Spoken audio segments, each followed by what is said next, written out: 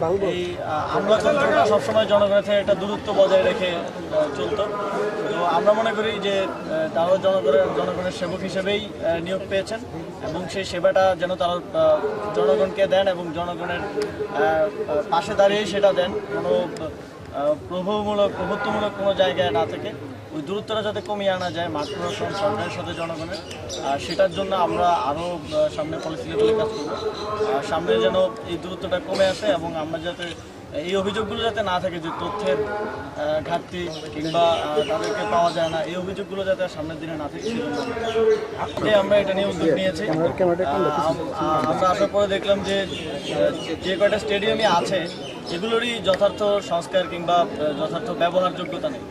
সে জায়গা থেকে আমাদের প্রাথমিক লক্ষ্য হচ্ছে এগুলোকে সংস্কারের মাধ্যমে ব্যবহারযোগ্য করে তোলা। অলরেডি বিসিবি আমাদেরকে একটা তালিকা দিয়েছে সারা দেশের 9টা স্টেডিয়াম ইন্টারন্যাশনাল পর্যায়ে, যেগুলো কখনো কখনো ইন্টারন্যাশনাল খেলা হতো, আর কয়েকটা আসলে 26 বছর আগে একবার ইন্টারন্যাশনাল খেলা হয়েছে, তারপরে ব্যবহারযোগ্যতা নেই।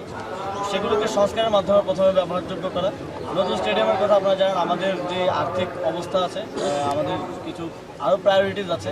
তো সেই জায়গা থেকে আমরা নতুন কিছু তৈরি করার আগে আমাদের যে বর্তমান এক্সিস্টিং যেগুলো আছে সেগুলোকে উপযুক্ত করে গড়ে তুলবো এবং একই সাথে বাফুফেকেও আমরা নির্দেশনা দিয়েছি যে আপনারাও একটা তালিকা দেন যে ফুটবল স্টেডিয়াম কোনগুলোকে আমরা আবার রিভাইভ করতে পারি, খেলার উপযুক্ত করতে পারি।